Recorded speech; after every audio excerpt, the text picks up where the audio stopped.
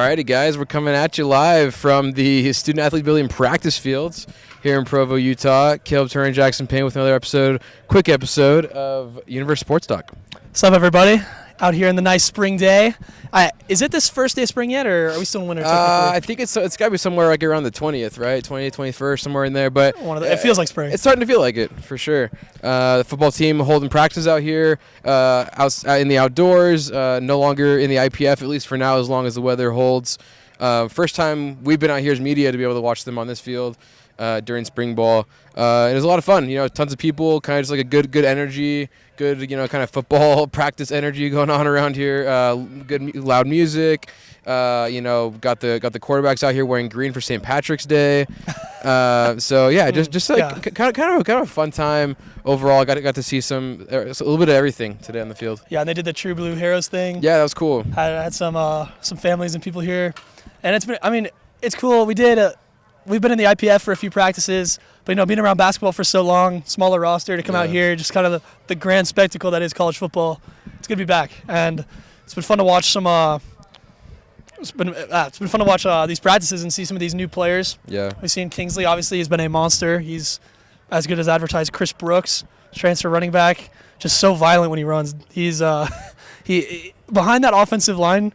Chris Brooks could be one of the best running backs in all of college football next year. It's gonna be fun. for sure. I think Chris Brooks and Houston Hemuli also they're in the backfield as kind of that fullback tight end kind of blend. They've certainly been the kind of the highlight of spring practice so far, I would say. Coach Kalani Sataki talking about them again today, kind of the main pieces that they're having to adjust to within this offense.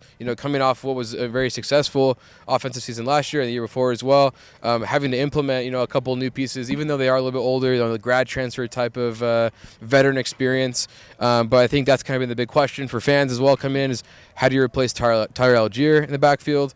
And I think Chris Brooks is filling in nicely, and from what we've seen, learning that playbook, and as Jackson mentioned, certainly from an athletic standpoint, running violently behind what could be one of the best offensive lines in football. A behemoth offensive line. Chris as well. This wasn't really advertised when he came here, but he's a terrific pass catcher out of the backfield. Yeah. And, Tyler was serviceable there. Lopidi was kind of more their target out of the backfield, it seemed like. But Chris Brooks is a much better pass catcher than Tyler Algier was. And for an offense that has so many dimensions to how it can beat you, that could be critical, Yeah. And just thinking about these jumbo packages that they could run with their whole offensive line of 5 NFL-type guys, with Dallin Holker or Isaac Rex and Mason Wake at the tight end position, with Houston Hemuli at fullback, and then Chris Brooks. That is, you are going to lose that battle at the line of scrimmage every time if you have to go against that unit. That is going to be insane. Power football right there. Power football. Smash mouth football. Smash mouth. Just like it was meant to be played. Yeah. And, also getting a chance to look at, what's obviously a very talented and deep wide receiver room. Notice that the guys that group was out here having a meeting even after the main practice and huddle and the True Blue that Jack was mentioning. We got guys like Puka Nakua in there, Gunnar Romney, who I know has been kind of in and out of a couple practices. It didn't look like Puka was really practicing today a whole lot. Yeah. But you got guys like Miles Davis. Keanu Hill, certainly, who was kind of a breakout star last year. Got a chance to see them. And then we've got Dallin Holker, who, not technically part of the wide receiver room, but a great pass-catching tight end who was out here working on the machine afterward, continuing to kind of get those reps, catching the ball so that he can be, a reliable option with Isaac Rex out. Yeah, they said Isaac is looking to return for fall camp. With his injury, it's obviously going to be really unclear. He would be a great boost to this tight end core. But Dallin Holker is just an enormous body who runs routes like a receiver. I mean, if you give Isaac and Dallin the same amount of reps, I bet Dallin gets more receptions because Dallin is just going to be open more. Rex is a guy you can throw into coverage with because he's got the size advantage. He's got Moss capabilities. But Dallin Holker runs these just incredibly precise routes. Yeah. And for someone his size, that is so valuable. And, he just gets open. He's been fun to watch. He's gotten a lot of the targets in these early spring ball practices. Sure. Him and Puka are going to really lead this receiver core. Gunner's there as well, but I feel like this is a year where Gunner's going to have to lead by example. Maybe not they can lean on him if they want to, but with how young the receiver group is behind Gunner and Puka, looking forward to the Big 12, if I were BYU, I'd be wanting to share the wealth among all your receivers. I mean, let Keanu Hill take a little bit more responsibility, and then Hobbs Nyberg, Tanner Wall, Chase Roberts, some of these names that we're seeing at the bottom of the depth chart who have been making plays this spring. Tanner and Hobbs have done an excellent job in that receiver room, and Cade Finnegan, Jacob Conover battling it out for the backup spot. I mean, we've seen some great throws. We've seen some great catches. This defense has been solid too, but we're seeing the depth on offense really come to life in these practices, and that's really encouraging to see, especially with the schedule that's so front-loaded for BYU this year. They get 10 games before their bye. I mean, it's really tough, difficult teams on that schedule, and then going to the Big 12. You want to get those guys ready as soon as you can. Yeah, talking about position battles, you mentioned the backup quarterback position. I think that's really kind of the main one we're looking at here in spring ball, because when you look at the running back position, we talk about replacing Tyler Algier, but it's not, it's pretty much already decided. We're bringing in a grad transfer like Chris Brooks and kind of having the expectations there already that he'll be the go-to guy in the backfield. There's not really much of a question mark or a position battle at running back. However, at the backup quarterback position, you got Jacob Conover and Cade Finnegan, and potentially Sol-J Maiva Peters, who has been impressing a lot here in spring ball. A lot of people, he was one that was talked a lot about during his first fall camp back in 2020 when he came here as a true freshman. So that's kind of those three guys. Obviously, Conover, a guy who did take some backup reps last season. He's gotten the majority of the backup reps here in spring ball. But Cade Finnegan, a guy who we had on our podcast previously, certainly getting those reps in and trying to make a run at Conover for that backup spot. Yeah, and Conover, from what we've seen and what we've heard, Conover's been effective. He's been consistent, but nothing's really flashed. It's been just very, I would say, Alex Smithian. Just gets the job done, but nothing like SportsCenter top 10 worthy. I mean, that's kind of what a backup's supposed to do anyway, right? Exactly, and that's exactly right. Baylor Romney was a very unique backup for BYU because he could come in and make those big plays. Yeah. Conover's just been very solid, consistent, effective, but then Cade Finnegan had kind of a slow start to camp, but has really broken out lately and made some of those spectacular throws that make you look twice and make you wonder how much talent the guy has. And so it's interesting in that regard too, because I mean, Conover's obviously been in their offense longer. He's been familiar with BYU longer in their program. Cade came in last year. He ran the scout team. It's a very interesting backup quarterback battle. It's going to be really fun to watch through summer and into fall. But here in spring ball, they've been duking it out, and it's been fun. Yeah, it's kind of funny. I feel like we have the same conversation about these young quarterbacks, because I know last year the conversation was that Conover was the guy who had the big play potential, but then you come in and maybe he's trying to cater his game more to that backup spot, which is what Baylor Romney, what he did, coming in for Zach Wilson, and then for Jaron Hall a couple times there. Not super explosive, other than you can point to that play in the Arizona State game, obviously with the touchdown to Isaac Rex there in the clutch. But it's kind of interesting to see how these quarterbacks change their game depending on what's really needed of them in the moment. And you talk about Cade Finnegan and his big play potential. We almost saw one here today during practice. The throw was there. It was going straight into the corner of the end zone, right in front of us. But there was no one there. Yeah, a miscommunication on the route, it looked like. There wasn't a receiver probably within 10 yards, right? But, that's the kind of stuff, hopefully, making those throws for the end into the end zone is what you're looking for from a guy like Cade Finnegan. And it'll be interesting to see if he tries to tailor his game a little bit more to try and fit that backup mold and not be so flashy. Because like he told us on the podcast, he just likes to throw the football. That's his favorite thing about football. So. And when you watch them play in these scrimmages or these in the reps they get, it feels like Conover comes in and he just wants to get the play done. He's conservative.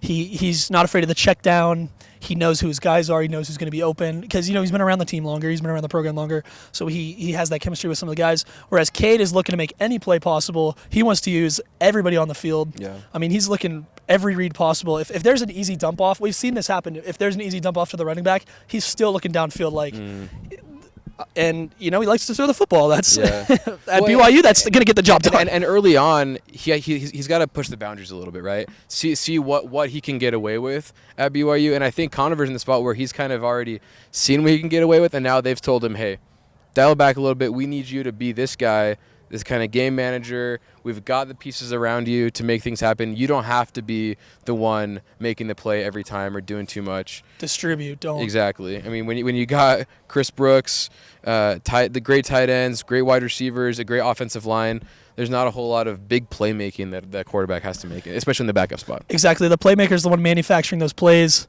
putting points on the scoreboard. A guy like Jaron Hall, who's so dynamic, dual threat athlete. Jaron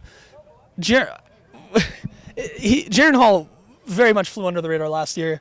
20 touchdowns, 5 interceptions. Obviously, he got a little bit hurt, and towards the end of the year, he was running like an NFL quarterback. Yeah. He's got wheels. He can really move, and I feel like with how big this offensive line is, and not only that, but they've beefed up the tight end and fullback room.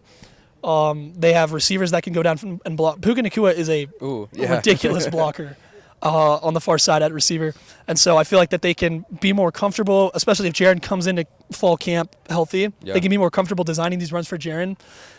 I mean, you're not going to be able to replace Tyler Algier, but you can recreate his production across a couple different layers. If Chris Brooks has a monster year, if they really get Jaron Hall running the football effectively, Houston Himuli, Mason Wake maybe catching passes out of the backfield, Lopini Katoa's coming back, that's a fifth-year guy.